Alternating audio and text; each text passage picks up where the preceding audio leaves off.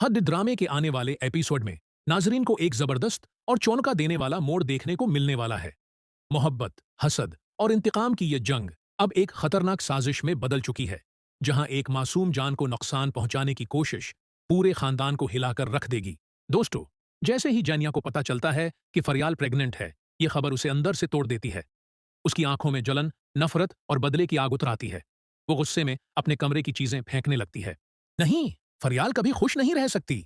मैं उसके बच्चे को इस दुनिया में आने ही नहीं दूंगी। उसके बाद वो अपनी नौकरानी को बुलाती है और आहिस्ता आहिस्ता उसे अपना खतरनाक प्लान बताती है।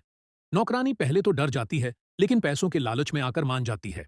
अगले दिन फरियाल घर में बैठी होती है। वो मुस्कुराते हुए नौकरानी से कहती है, मेरे लिए जूस बना दो। नौकरानी फौरन किचन में जाती है।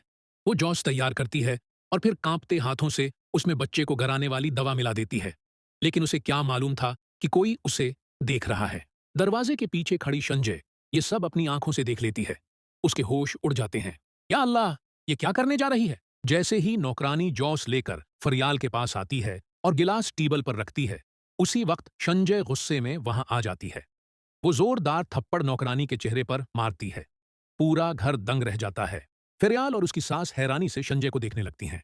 संजय गुस्से से चीखती है, सच सच बताओ, तुमने उस जूस में क्या मिलाया है? फरियाल घबरा कर कहती है, संजय, ये तुम क्या कह रही हो?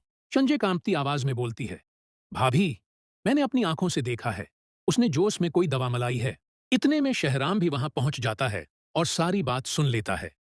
उसकी आंखों में गुस्सा उतर आता है। वो नौकरानी के पास जाकर कहता है, सच बताओ वरना अभी पुलिस बुला लूंगा। ये सुनते ही नौकरानी डर जाती है। उसके हाथ कांपने लगते हैं और आखिरकार वो पूरा सच बोल देती है। ये सब जीनिया मैडम के कहने पर किया। वो फरियाल मैडम का बच्चा घराना चाहती थी। ये सुनते ही पूरा घर सदमे में चला जाता है। फरियाल की आंखों में आंसू आ जाते हैं, जबकि शहराम का गुस्सा अब खतरनाक शक्ल अख्तियार कर चुका था। शहराम फौरन पुलिस को बुलाता है और नौकरानी को साथ लेकर सीधा जीनिया के घर पहुंच जाता है। वहां जीनिया और दानिश साथ बैठे होते हैं, लेकिन जैसे ही शहराम पुलिस के साथ अंदर दाखिल होता है, दोनों के चेहरों का रंग उड़ जाता है। जैसे ही शहराम पुलिस के साथ अंदर दाखिल होता है, जीनिया और दानिश के चेहरों का रंग उड़ जाता है। जीनिया घबरा कर खड़ी हो जाती है, जबकि दानिश हैरानी से शहराम को देखने लगता है। शहराम गुस्से में चीखते हुए कहता है, तुम इतनी नीचे गिर जाओगी, मैंने कभी सोचा भी नहीं था। जीनिया खुद को संभालते हुए कहती है, यह सब झूठ है शहराम, कोई मुझे फंसाने की कोशिश कर रहा है। लेकिन इसी लम्हे नौकरानी आगे बढ़ती है और रोते हुए कहती है, नहीं मैडम, सच यही है। आप ही ने मुझे दवा दी थी। आपने कहा था कि अगर मैं ये काम कर दूंगी तो आप मुझे बहुत सारे पैसे देंगी। ये सुनते ही दानिश चौंक जाता है। वो गुस्से से जीनिया की तरफ देखता है।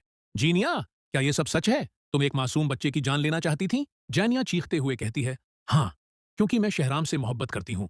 मैं फरियाल को कभी खुश नहीं देख सकती। उसकी ये बात सुनकर पूरा माहो